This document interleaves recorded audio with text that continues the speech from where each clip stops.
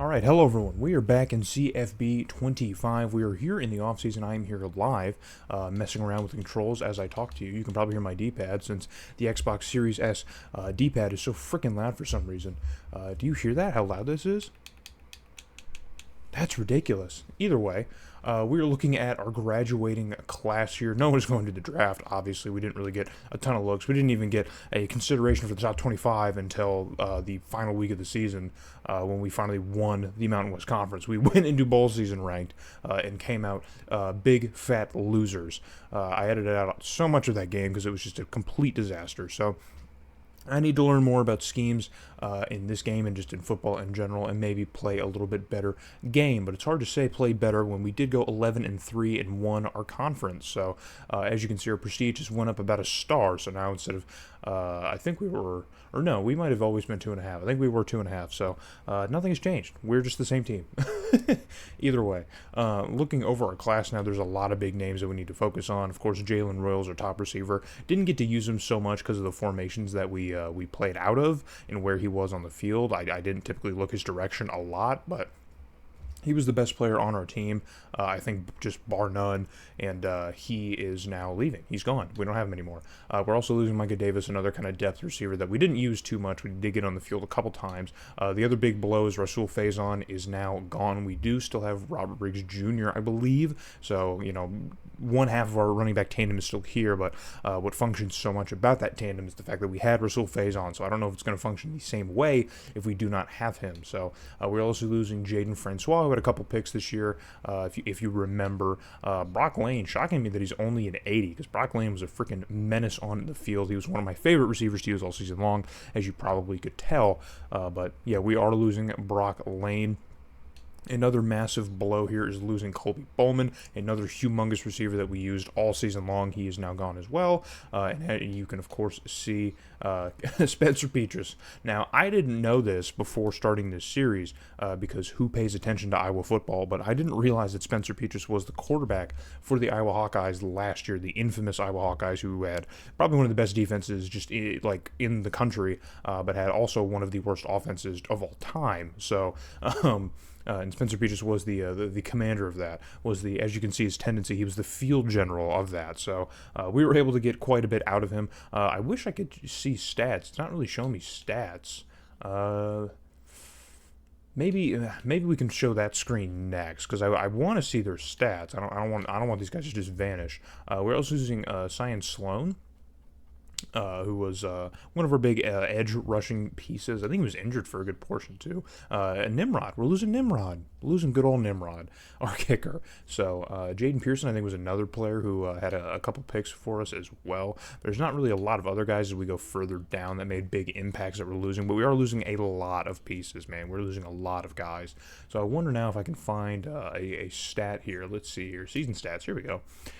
I would like to show off some season stats, so here we go. So Spencer Petras' final line for the season, threw for 3,500 yards, 33 touchdowns to 13 INT, 62% completion percentage. Not a bad season for your starting QB, if you ask me. I think that's actually a fairly decent season, even for myself. It's probably one of my best quarterback seasons, just period, playing any game, Madden or NCAA, just one of my best seasons, period. I'm pretty proud about that. Rasul Faison has over 1,200 yards and 16 touchdowns. A great season for him as well. I feel like Briggs Jr. did a little bit more, but with about half of as many attempts, he still got close to 800 yards and had half as many touchdowns. Averaged more yards a carry than Faison did. So an interesting thing, I guess, to look at, to point out in the receiving category. Didn't even have close to a 1,000-yard receiver, man. We were spraying the ball kind of all over the field, so maybe that's the reason why. But that could just be an excuse, man. But it's wild. I wasn't even considering that we wouldn't even get a receiver close to 1,000 yards. But that is the goal here. We didn't even get close to 800, or we got close to 800, but we didn't hit 800. So yeah, that's an interesting tidbit, I guess, about our offense moving into next season to consider. Of course, all of our blocking stats as well. Look at all your pancakes, all your stats, if you would like. Let's see who leads. Just look at all of our leaders.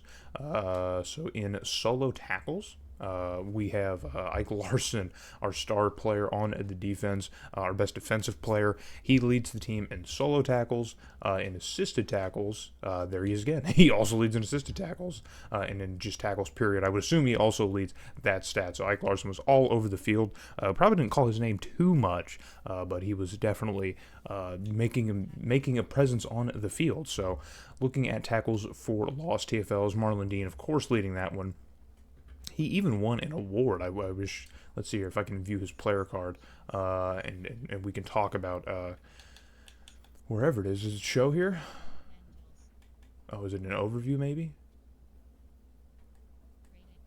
It's got to show it somewhere, right? No, I guess it doesn't. He won defensive, like best defensive end of the year, or something like that. He won an award for his efforts on the field. I know that much. I can tell you that much. He won an award for it. But Gabriel Ningas Jr. also with 19 TFLs, I think is worth noting. And Jaden Pearson, who we just saw is leaving, had 15 as well. So I think that's worth noting. And then with 13 sacks, far and away the most on the team. There's no one even really close. Was Marlon Dean. He was a freaking menace on the D-line, man. And it's great that we're going to have him for at least another year, because I don't know if we could replace that production on the D-line in just one offseason. I know I'm already kind of sweating thinking about how we're going to replace a lot of the pieces on offense, but don't even get me started on the defensive side if we can't replace Marlon Dean. So J.D. Drew leads the team in picks with 6. He had 6 of those things, and Ike Larson had 3. So another important thing to look at. And I guess we'll look at deflections too. I think deflections is an important stat to look at as well. J.D. Drew, of course, leading in deflections, and Avante Dickerson on the other side is second to him in deflections. So that is how things go. I don't even want to look at kicking necessarily, because I know Nimrod's stats are pretty bad. Oh, man. Yeah, 66. Mr. Elliott Nimrod, if you're out there watching, and we know you are, we know you are, I apologize for disgracing your name as a kicker, unless that is on par with where you were just in general this year. Is there anything? What other stats do they have? I'm curious. I mean, this is a new game. I'm experiencing this for the first time with y'all, so I'm very curious to see what the stats even were. Oh, wow. They've got these coaching stats? This is interesting. Well, my job security is safe, so that's good, I guess. I didn't think my job was in jeopardy, but team stats I typically looked at in the older games as well, but I don't know necessarily. I mean, maybe we can see how we stacked up in the Mountain West. I mean, we won it, so we know. So we did have the best offense in the Mountain West by just 100 yards over Nevada, which is probably, if that counts the bowl game, I mean, I don't know, half these teams probably played in a bowl as well, so I guess it's not unfair to count that as well. But passing-wise, we were kind of, I guess, in the middle of the pack? No, we were towards the bottom in passing, so we weren't even one of the more, we were towards the top. I had said the lowest. Yeah, we were top 4 here in passing yards, passing production, I guess, just barely over Colorado State, who had a terrible season. They were, I think, 2-10. So it's interesting how that plays out. But there you can see the big difference here in rushing yards is really what separates the boys from the men here. Is we are the leading rushing team in the Mountain West, which is probably why we were able to win as many games as we were, because there weren't really many teams in our conference that could keep up with us. Even Boise State with Gianti, a fantastic running back prospect, was a good 600 yards below us in terms of production in the backfield. But we also had the depth at that position. We got 2 suitable guys that could probably start at any other team in this conference, and I don't know if some of these other teams could do that. So looking at our points per game as well, I think that's the biggest market at 33. We did score quite a bit of points throughout the year, even though we were top 4 in passing, just period. Or I guess we were top 4 in TDs as well. So we were 3rd in TDs, definitely the most in rushing TDs. Not a shock there, but Nevada is second, though, with 24. And Boise State only was 16, so I'm guessing Gianti was the only one who's even running the ball for Boise. That's the only way I can make sense of that entire thing. So, and then first downs, why would that be an important stat I need to know? Well, I guess we had the most first downs by about almost 20 over Nevada, so it plays out pretty much how the standings played out, with Nevada being second, but UNLV pretty far down here. I know UNLV was in the middle of the pack, but either way. So let's look, I guess, at... I guess in terms of college football, can we even do that? No, we can't. We cannot look at the final rankings or anything. So I guess we'll just move on now into the next week here and get into the rest of our offseason. Okay, so, all right, we still have some recruiting updates to go. I added some more guys to our recruiting board when I realized our class was getting kind of small. I don't know if we'll have enough time or points or anything to really sway anyone. Oh, God, transfer portal and offseason recruiting. All right, I haven't handled the portal. I'm not super, I guess, knowledgeable on it. We have 750 hours to devote to the portal. So, okay, there's a lot of guys in the portal. So, let's see here. Team needs. Is that right? All right. So here's what we're looking at. So we need to replace Spencer Petras, obviously. So we need a quarterback, just period. Here is our quarterback breakdown. Jeez, our top quarterback's a 74 overall. So, and there you see it shows Spencer Petras leaving as a senior. So yeah, it's not like a huge downgrade, I guess. Barnes isn't, but I would like a better quarterback than that. I want to say we recruited one. I guess we didn't. Yeah, I did. Yeah, I signed one. Yeah, he's a 2-star. There he is at the bottom. He's a 2-star, so he's probably going to slot in that second or third spot. Not going to be very good, so we definitely need like a starter, a better starter for next year. And then in the running back side of things, we need to replace. It says we need 3, but we had 4, but we're losing Rasul Faison. So we still have Briggs Jr., which isn't going to be a huge breakdown. I have a running back that we're targeting. I haven't signed anyone at that position. Receiver, here we go. Jeez Louise. So we're losing Kobe Bowman and Micah Davis here. Yeah, that receiving corps is going to be pretty bad. We only have Jack Estera really to rally around for next year, so we definitely need to get better at receiver, because we're losing Jalen Rose. Well, yeah, that receiving corps is going to be really bad. So it looks like Adotia and Jack Estera are going to be our top 2 receivers heading into next year, and that's not great. But we do have a 3-star freshman receiver who hopefully can get into that mix in any capacity. Also need to look at upgrading at left tackle, left guard. Man, we kind of, all over the field, we kind of need some help. Jeez, man. Yeah, the linebacking core needs a ton of help as well. Yeah, okay. We got to work it out for us in the portal here. So let's see what we can do.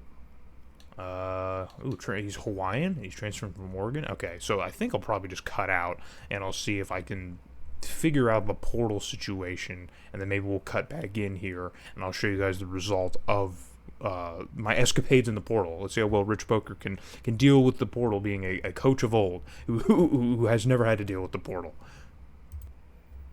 I just wanted to chime in for a second after kind of going through the portal a little bit, and we can look at the draft results for this season from your Utah State Aggies. The only person who has been plucked away is Jalen Rose. He did end up getting drafted in the 6th round. It'd be cool if I could tell you what team, but I understand why not. But yeah, we do have an Aggie drafted in our first actual class year. He wasn't our player, so I don't want to claim credit, but he does get drafted in the 6th round.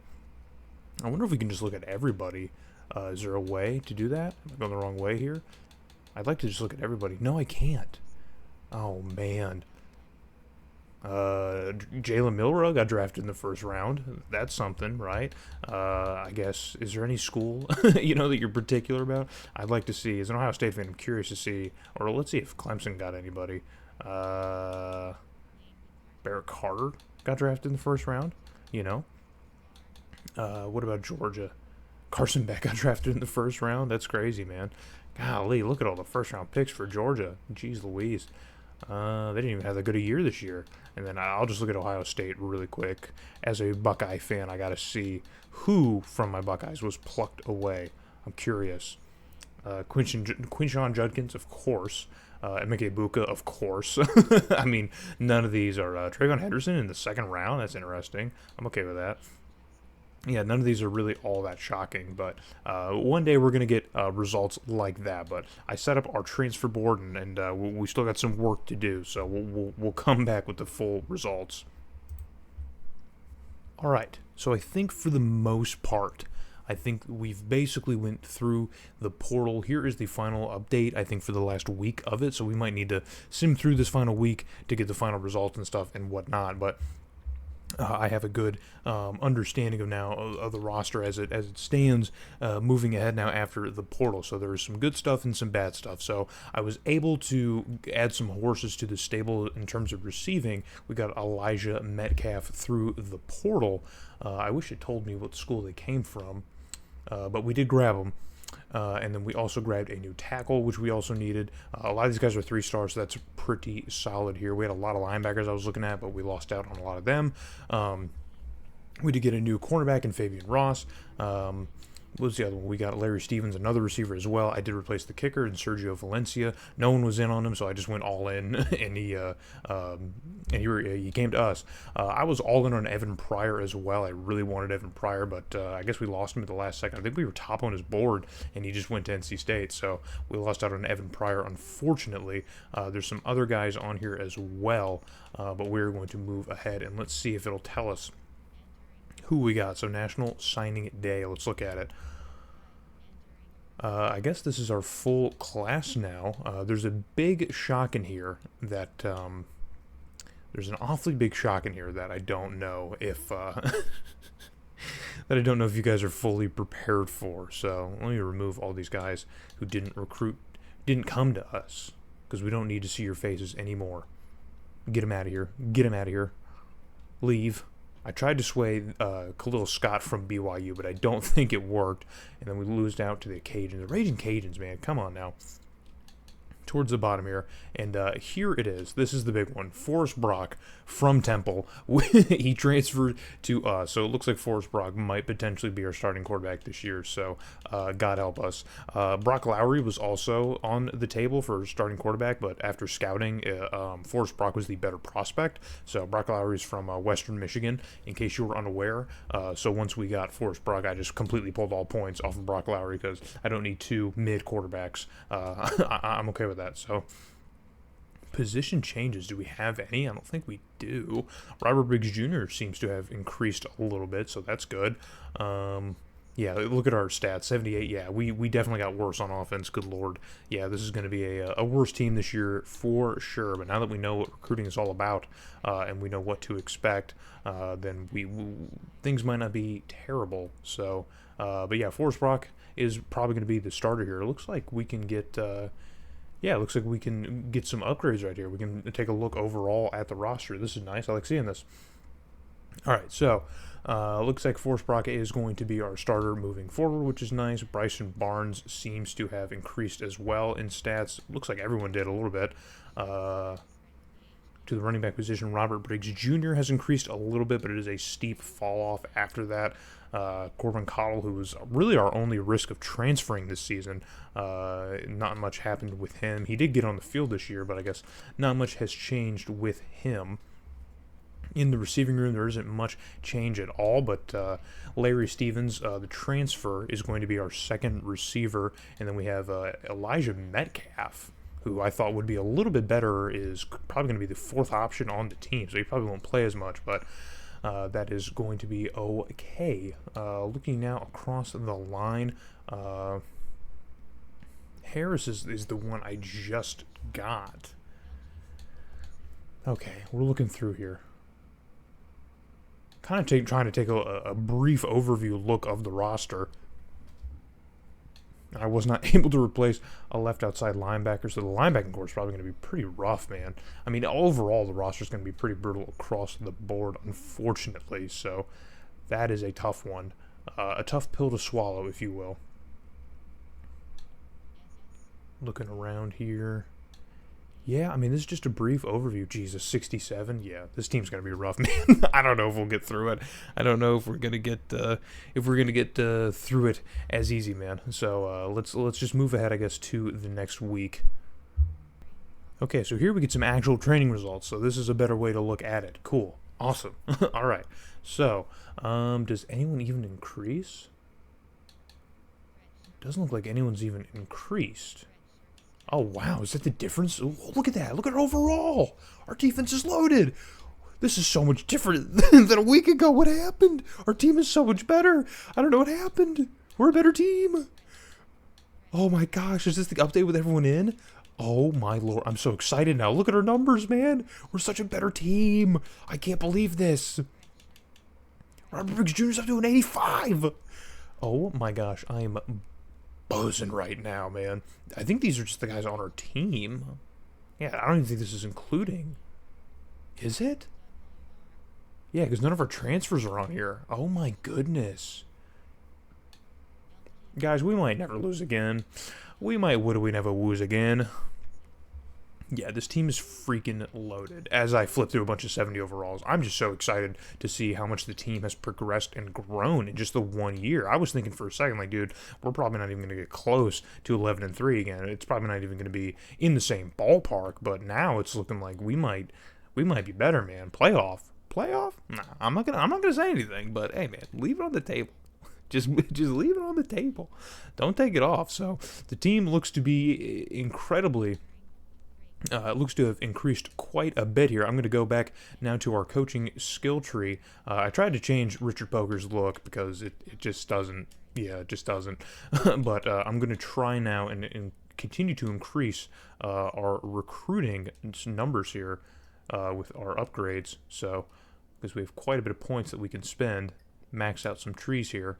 What do we definitely need linebackers because we're gonna need to recruit linebackers here in the near future. I'm gonna max out running backs, and I'm also gonna max out linebackers, max out DB as well, which is what we need, and then of course the D line as well. So there we go. So we have increased our recruiting skill tree.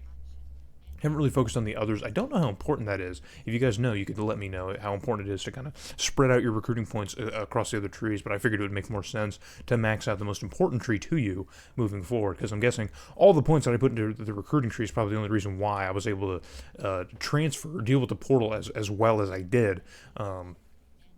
But yeah, so Cottle is still looking to transfer. He's still at risk of transferring. He has increased, so up to a 74, so I guess it's important. And then our punters are threatening to leave. Why? The playing time, because they don't punt. They never punt. Encourage transfers? What is this? What does that mean? Oh, we should encourage them to transfer? Is that what it's saying? Like, tell them to leave and go to the portal? That's interesting. I guess that's... Oh, is that if your roster's maxed out? Oh! Wow, that's a neat little thing to add. Because I guess in the older games, you just had to cut your players. So I guess now in this game, if you want them to just go on, you can just tell them to transfer somewhere else. That's awesome. God, this game is sick. This game is sick in so many different ways. So I can change the conferences. I can realign them. I don't think I'm going to do that. If I could change... yeah, I think what I do want to change is I want to give the Mountain West a neutral site. Neutral site championship, if I could. Let's see here. Yeah. Yes. Yeah, no.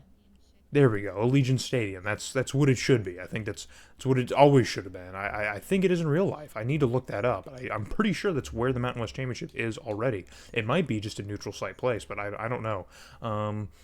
Are we going to get, like, different... Does it happen on its own, or do I need to initiate it? Do the conferences realign by themselves? Because that would be cool if they did.